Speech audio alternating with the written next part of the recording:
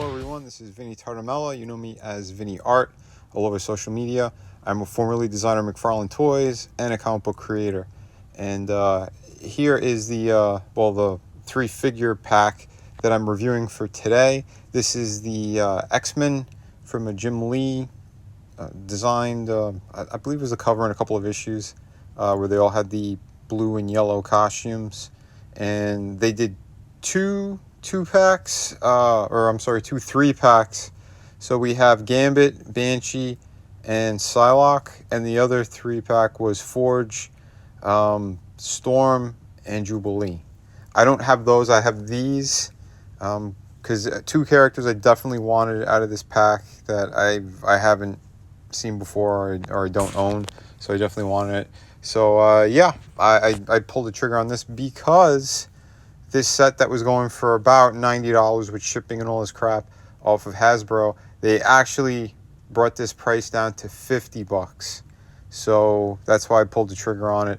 I thought the price point was really good, and I do like these characters. And like one figure alone, I think is going for like $40 or something on eBay. So I'm like, nah, I think I'd rather get the official set. And plus it's cheaper than what you would normally pay for a single figure anyway, if you were to get all 3 of them singly. So, but all in all, very nice, and we'll get into it.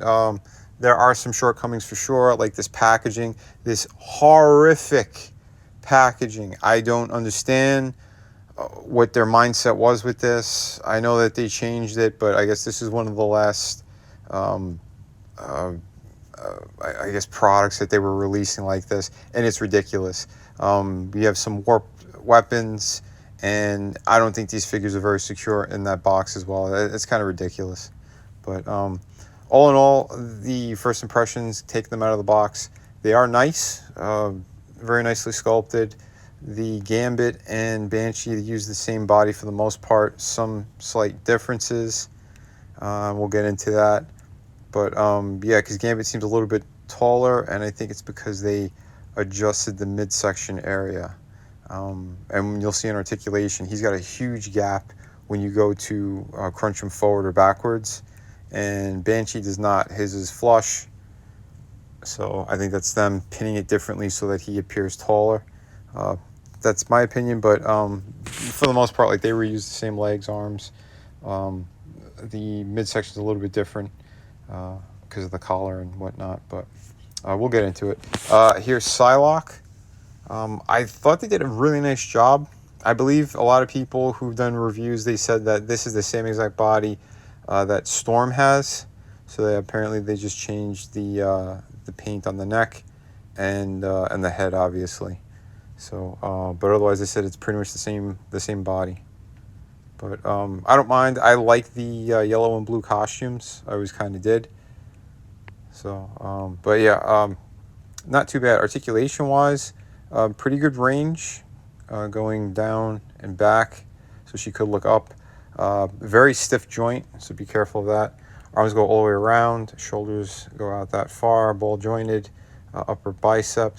Double hinge for the elbow. That's pretty good. She has a standard hinge and swivel for the wrist, and obviously you could take out the hands and swap them with the alternate hands that the figure does come with. Crunch back is pretty good. Forward, not so much. Pretty neat hula hoop, like she could pivot to the sides, so that's pretty good. You want that out of a female character.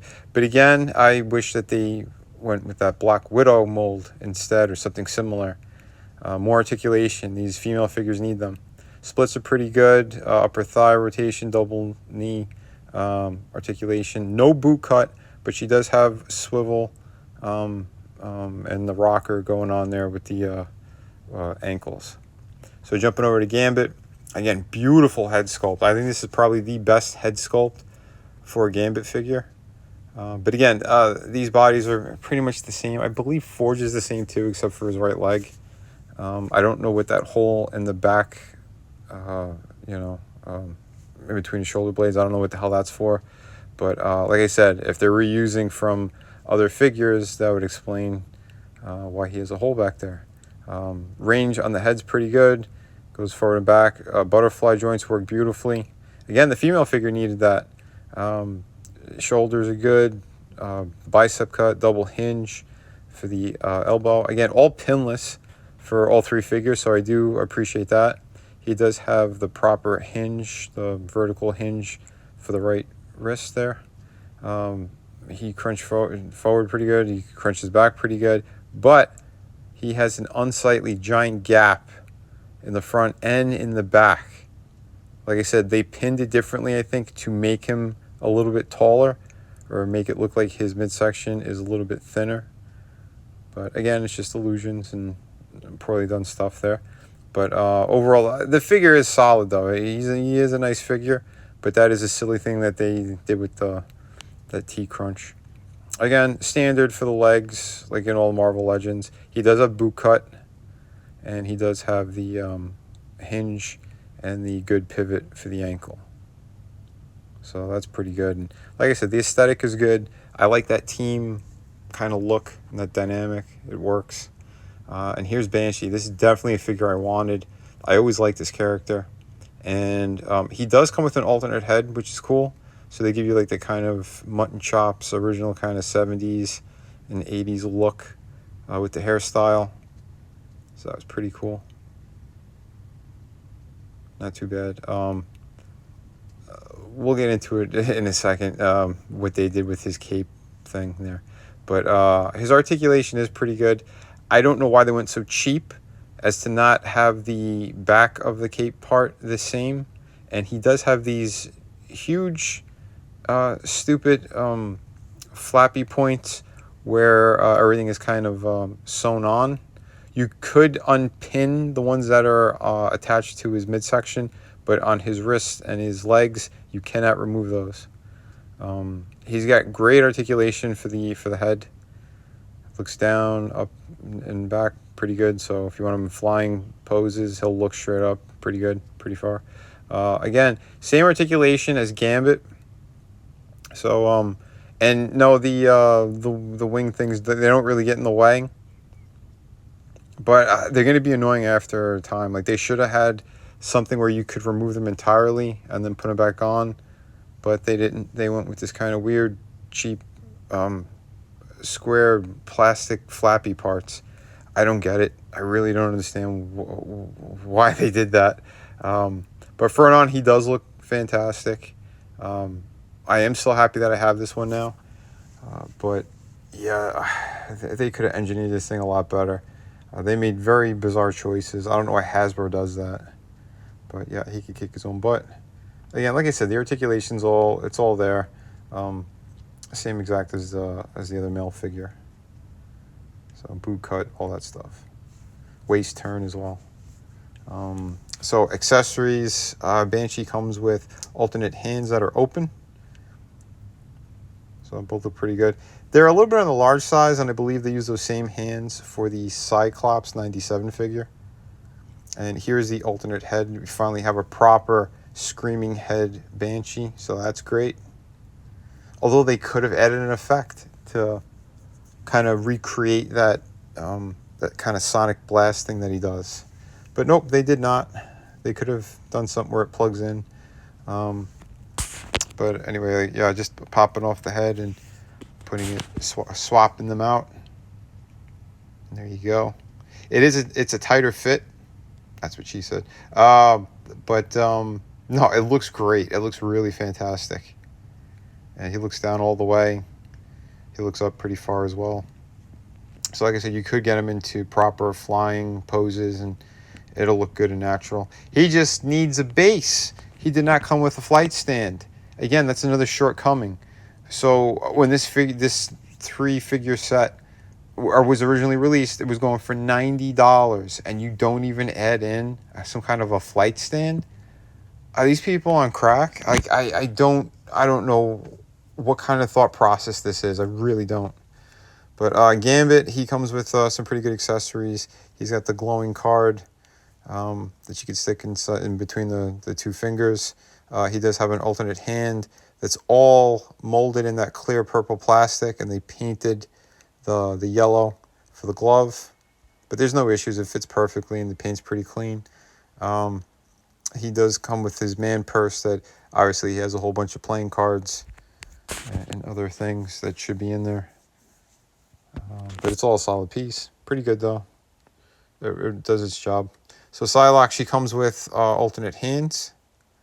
She comes with karate chop, kind of kung fu hand. Two open grip hands. She comes with her kind of Psylocke, mutant power sword with effect. And you could actually slide this on, and it does look pretty good like that. I think they could have added another version that was an actual proper katana, with the silver paint and all that, and then have that version, because she uses like her powers to do that stuff and to make it glow. So you should have an option where you just have the regular molded one would be fine with a little bit of paint on it. But nope, they went cheap on that end as well. She does come with her psychic knife weapon thing that she creates. You can put them on either hand, so that looks good. But overall, they do look fantastic together. They do. Like I said, I have some of my own gripes with the set, but for overall, it's way more positive than negative. And again, with the female bodies, it's still a really nice figure, but I prefer get some butterfly joints in there. We saw with the Black Widow figure, they could do that. Give the extra crunch at the lower area by the hips, like the T-crunch with the hula hoop action on the diaphragm. Now we're talking, but nope, they went a little cheap again. But also because how they sat the belt so high up on the waist, that's going to limit articulation if they did put that in there. So, like I said, there's some engineering things that needed to be fixed. But here is Siren. That is Banshee's daughter, who's on the flight stand. I wanted to show some other X-Men characters with them. So if you want to kind of put them together. And again, father and daughter, pretty good. She's really cheap. You could probably still find her at Ross clothes store, whatever, for $5.99. So there you go. I removed them off of her wrists, though. Those her weird piece, and folding them over. I think it looks more natural the way that I had her displayed. So you might want to rewind that and take another look. But yeah, pose them however you want to pose them. And there they are with Cyclops. That's the 97 Cyclops. They're similar in color, so I think that works. I think Cyclops, his suit might be a little bit, just a smidge darker, but they're pretty much the same. So if you want to put them all together, you could, and that looks just fine. So there you have that. Like I said, overall, it is a very solid set. Would I have paid the full price for it? No. But at $50, yes, that is a pretty damn good deal. Considering if you're going to buy them at the stores, they range from $22 to $25 each if they were going to be individually carded, which they are not. The only one who's individually carded, there's a Wolverine that has that same exact costume and body, I believe. He's a separate figure altogether. So, but there you have it. I hope you guys enjoyed this review. Yes, there's another Rogue. She's a slightly newer figure, still nice. This gets an 8 out of 10. Be sure to pick up my Volume 3 art book as well. This thing is perfect bound, 64 pages. Absolutely amazing. So you don't want to miss out on this one. Again, this is the Volume 3. It's available right now in Indiegogo for a limited time. Yeah, more information soon on some of my other projects.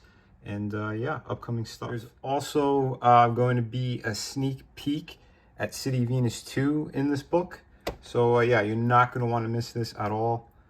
Like I said, this is going to be the next major comic book that I am releasing. This one's going to be around 52 pages. Hi, for anyone looking for some amazing comic books, this is part of my collection. I am the artist and creator of Shadow of the Kraken. This is a beautiful pirate story, 52 pages, beautiful artwork. Yeah, everything you need out of a great pirate story, you're right here. We have City of Venus. It's a futuristic story. Also another one that I totally created. Beautiful. If you love kind of post-apocalyptic worlds, beautiful women, sci-fi, action, this has a little bit of everything in it. So if you're looking for that, on that campaign, you could also get, for a limited time, volume 1 and 2 of my art books. These are loaded with amazing images, 52 pages each. Yeah, they got pretty much everything you need in there. And we have, of course, hardcover book. This is Through the Woods, co-created and written by Frankie Tartamella, my brother. And yeah, I did all the artwork. This is 100 pages.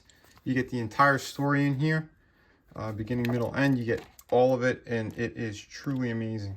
So if you're looking for a great ghost story, this is definitely the book for you. Just click the link in the descriptions, and yeah, these books ship immediately.